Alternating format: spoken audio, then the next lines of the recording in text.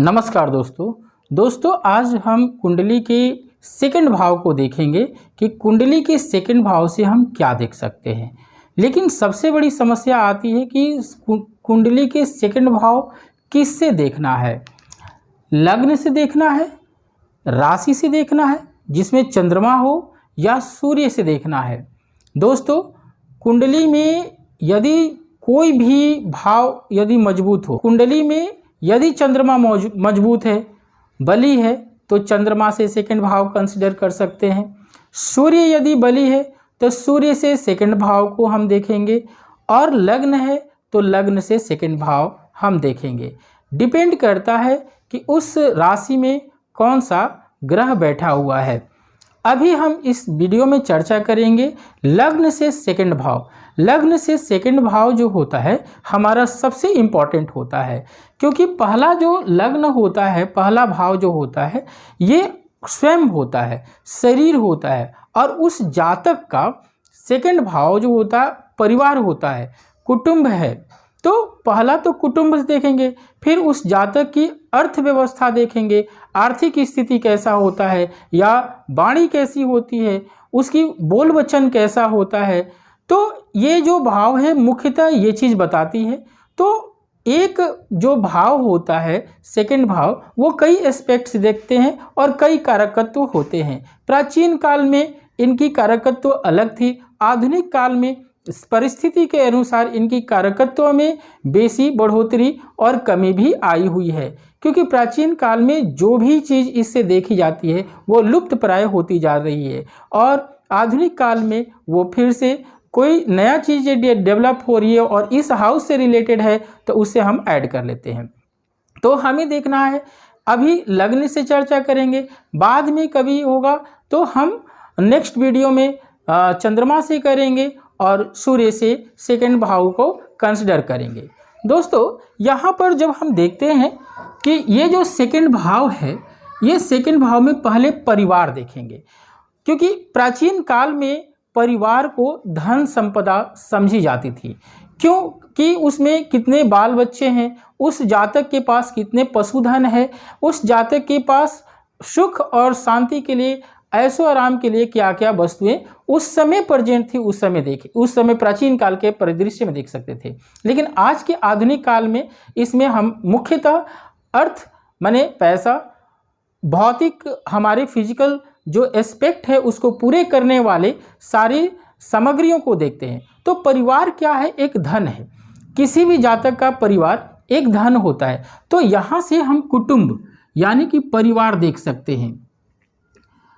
परिवार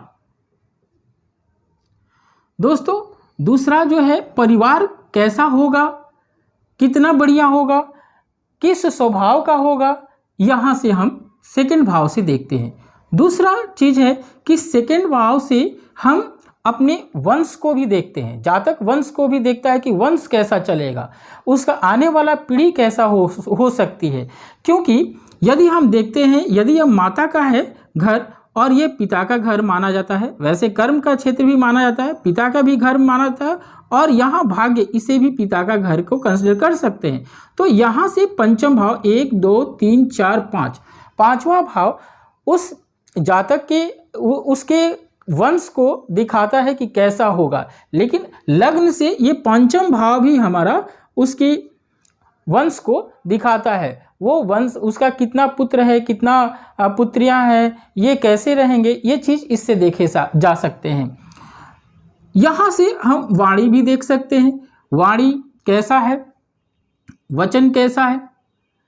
तो वाणी में क्या है कि वो कितना शालीन है, कर्कश बोल रहा है कि समाज में वो रहने लायक भी बोल रहा है कि नहीं, उसकी बचपन कैसी गुजरी है, बचपन का परिदृश्य कैसा है, उसका माता पिता एज ए प्रथम गुरु होते हैं कैसे सिखाए हैं, संस्कार कैसे दिए हैं, उस वाणी से यहाँ से पता चलता है। जुबान कैसा है, उसका गला कैसा है, ये जीभ कैसा, जिह्वा कैसा है, ये सब चीज़ दिखाई जाती है। चूँकि ये वाणी का है तो शरीर के कुछ अंग जो होते हैं, जैसे दांत है, नाक है, आँख है, ये सब चीज़ इससे हम देख सकते हैं। दूसरी बात कि ये एक्चुअली में ये जो सेकंड हाउस जब हो जाता है तो सेकंड हाउस का जो कारक ग्रह है वो गुरु होते हैं। गुरु बहुत ही विशाल ग्रह है और बहुत अच्छे देवों के गुरु हैं, तो वो शालीनता को दिखाते हैं, धन दौलत को बढ़ाते हैं। फिर यहाँ से जब हम दूसरी बात की वाणी को देखते हैं तो वाणी हमारे कुंडली में बुध से देखा जाता है, यानी कि बुध यदि स्ट्रांग है तो उसकी वाणी बहुत अच्छी होगी। बुध यदि फंसा हुआ है या कोई ग्रह का उस पर दृष्टि है, पाप ग्रह का दृष्टि है, तो उसकी जो वाणी होगी वो कर्कश होगी। तो यहाँ से हम देख सकते हैं उसकी वाणी स्किल, उसकी आँख को भी देख सकते हैं कि आँख कैसा है।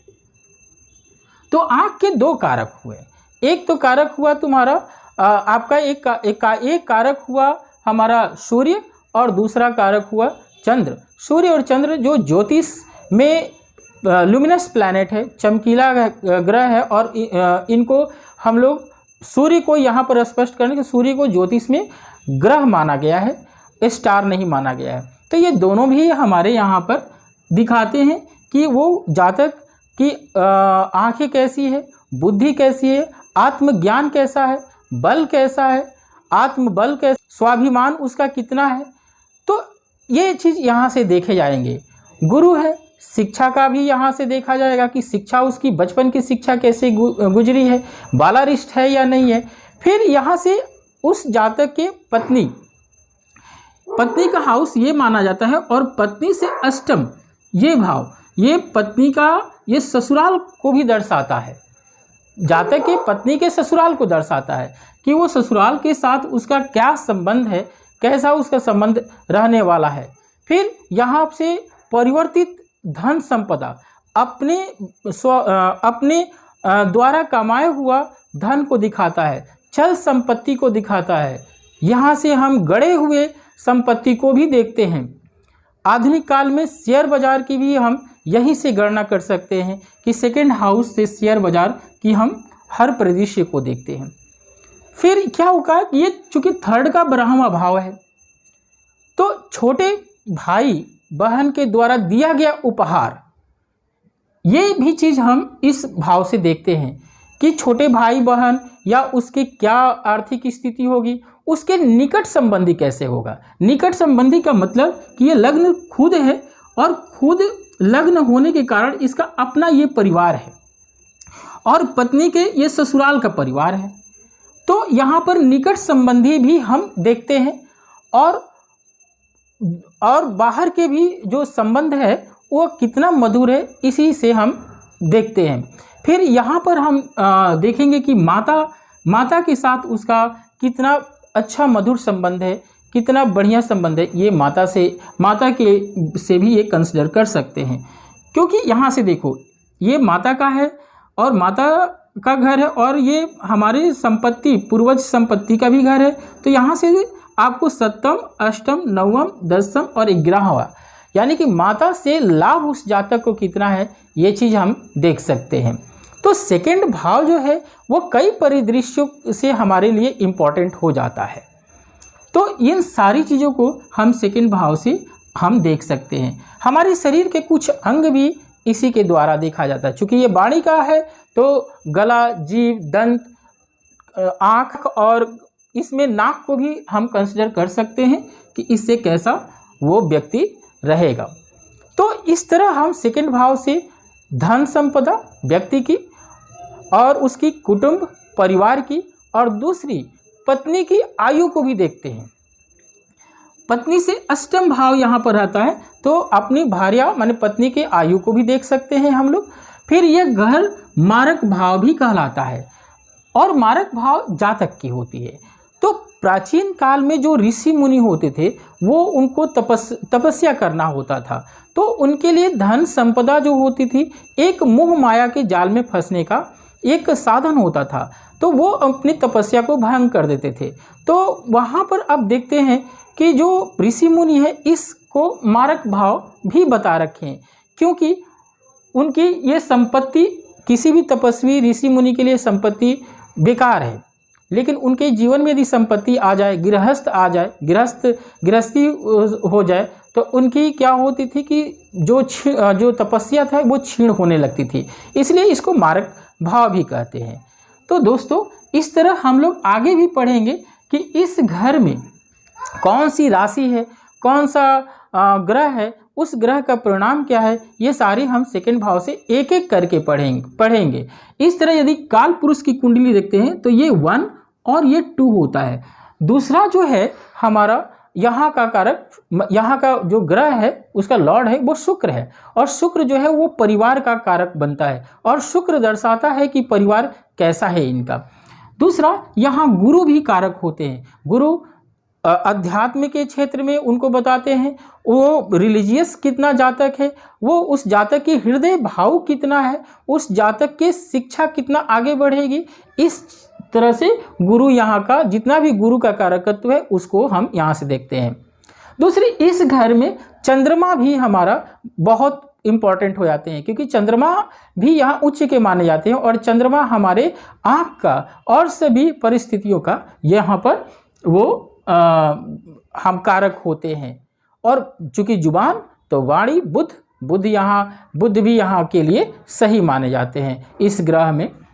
लेकिन यही है कि किस ग्रह का इस पर दृष्टि पड़ रही है ये भी मायने रखता है, और कहाँ से इसकी दृष्टि से और क्या रिजल्ट, क्योंकि कॉम्बिनेशन इस घर में क्या ग्रहों की कॉम्बिनेशन है, इस कॉम्बिनेशन की चर्चा हम अगली वीडियो में करेंगे। दोस्तों इस तरह हम हर एक भाव का पहले चर्चा करेंगे, उसके बाद इसमें कौन सी राशि उदित है उसके विषय में जानेंगे, और कौन सा ग्रह है ये ग्रह के विषय में भी जानेंगे। एक ग्रह है तो क्या उसका फल होगा, 2 ग्रह है तो क्या फल होगा। दोस्तों वीडियो यहीं समाप्त करते हैं, और चैनल को सब्सक्राइब कर लीजिए, ताकि हम एस्ट्रोलॉजी की ये सेकंड क्लासेस है इसमें हम लोग और भी ज्ञान की बातें करेंगे। धन्यवाद।